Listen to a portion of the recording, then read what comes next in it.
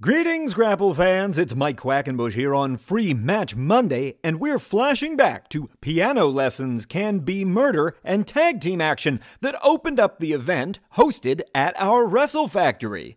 In fact, most of Season 19 was hosted at our home base and training facility. The Wrestle Factory, in addition to offering beginner level 101 classes, seminars, workshops, and more, is a great place to glimpse the developing talent of CHIKARA.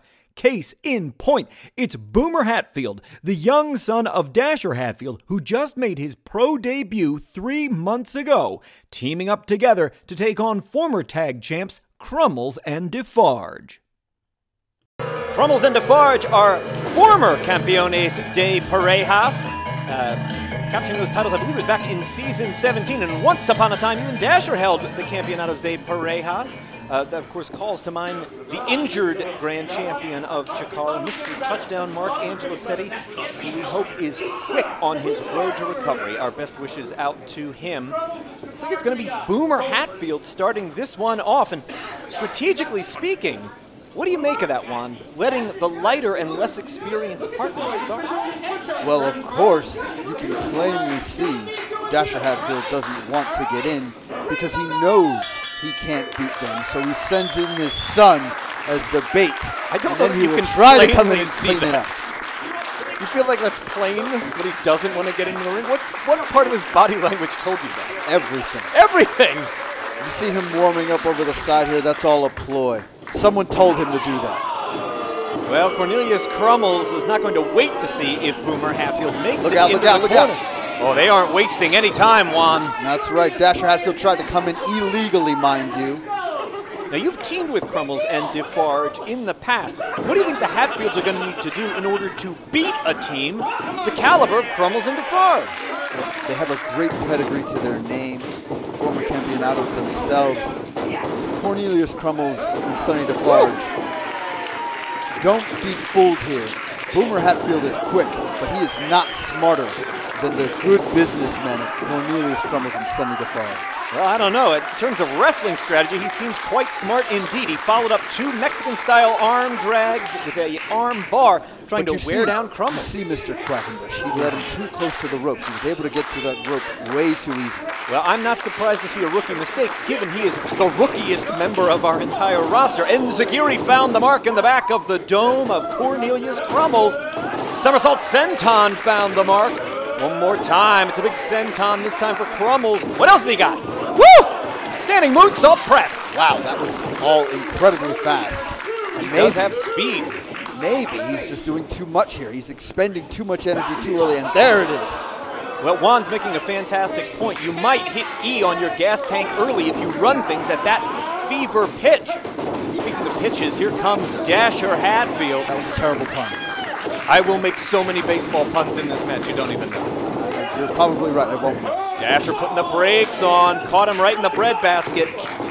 A closed fist, mind you. Caught him with that European uppercut, did Sonny Defarge, who walked too high with that clothesline reversal of directions, La Campana into the back elbow. The old-timey King of Swing starting to mount some momentum. Defarge right behind, it's a deep arm drag to Dasher. Wow. Deep arm drag well into right field. I will call it as I see it. Those are beautiful arm drags. I'm not a hypocrite like Dasher Hatfield. I will call them as I see them. I've never called you a hypocrite to your face. Dasher Hatfield caught Cornelius Crummels with a half Nelson and just set up Boomer for that low drop kick. I believe they have a 5-second count here, and I believe they're well past that time limit. Oh! They ran right into 3 boots, 1 from Defarge, 2 from Crummels. He's got an excellent drop kick as Cornelius Crummels. Yes, he does. And I've taught him very well in his time with me. Oh, he learned that from you. Yes, his tenure with me was very well spent. Quick to capitalize on that opportunity. You won't see many mistakes out of Crummels and Defarge, a former championship team, as we mentioned. There aren't a whole lot of gaps in their in-ring strategy. No, but I did dump them for those gaps. We must be flawless if you're going to deal with my Ecuadorian aristocracy. Did you see Sonny Defarge just slough Boomer all the way up over his head into a gigantic gorilla press? That was another mistake there. Well, should have put his full body weight across the shoulder blades. Look out! Pinning combinations don't come much more lackadaisical than the one we saw a moment ago from Sonny Defarge, and that time he tried to bring more of the weight across the plane of the shoulder blades to make a more sound pinning combination, and he follows up with a rolling European uppercut.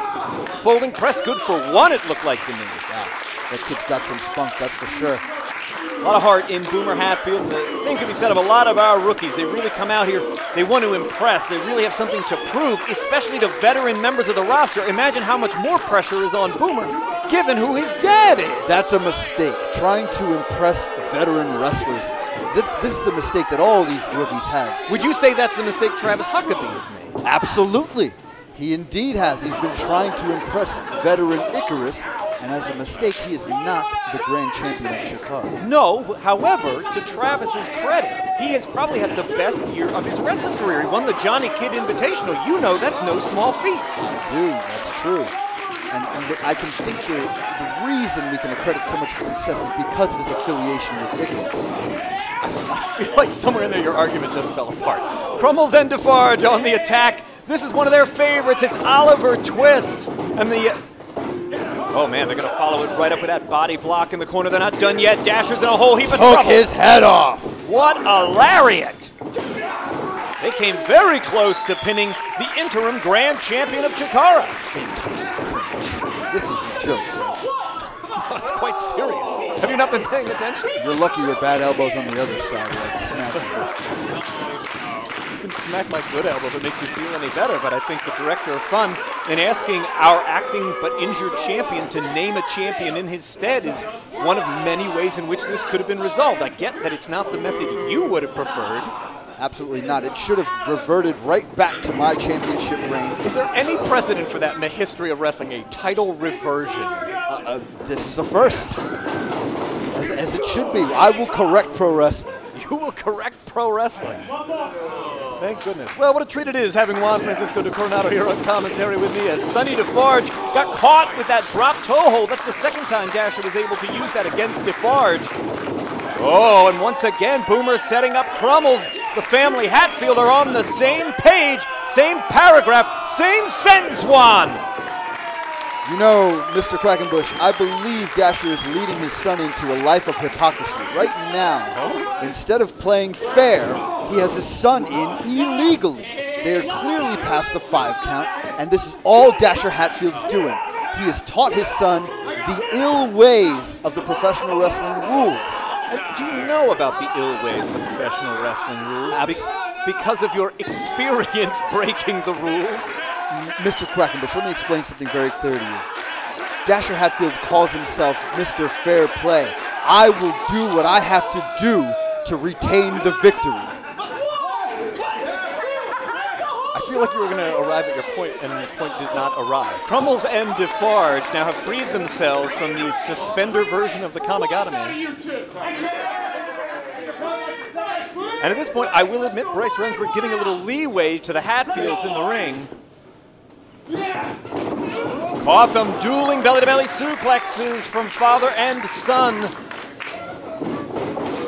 Look out here. Shoulder, Boomer's on the outside. Can't get that flying body scissor, holds Defarge aloft. What a display of power, and what a display of teamwork from Dasher and Boomer. At what point will Bryce Remsburg finally get Boomer out of here? What a terrific one-footed kick into the backslide. I like the combination offense of the Hatfields, even if it does seem like they're really stretching that, you know, the limits of the referee here. From the unprettier all the way around again. Abdominal stretches applied. Dasher Hatfield likes this one, but look at, sneeze to the face, and out he goes. Crummels just hip-tossing Dasher right over the top. Follows up with a great forearm to Boomer. Boomer is all alone in the ring after that extended period where all 4 wrestlers were in the ring. I guess they were all flirting with a disqualification there. And a block from Boomer. Perched up on that middle rope. What's he got? Leaping out. He lands. Whoa, into a corner monkey flip. It's impressive. Boomer's got some impressive offense in him, but I don't think I've ever seen that done before. How long can he last by himself here? Boomer's revving up a dive, and Sonny Defarge intercepts. Oh, the fever dream connects in the dead center of the ring. Shoulders are down. Oh, it's a count of 3. That's a 3!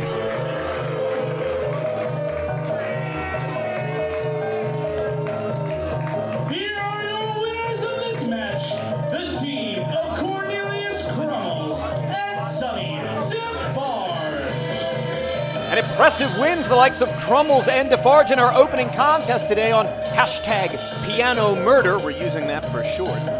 Thanks for joining us on CHIKARAtopia. Juan Francisco de Coronado, are you the least bit surprised to see Crummels and Defarge airing their armpits at the end of that match? Not one bit. Hypocrites will never succeed.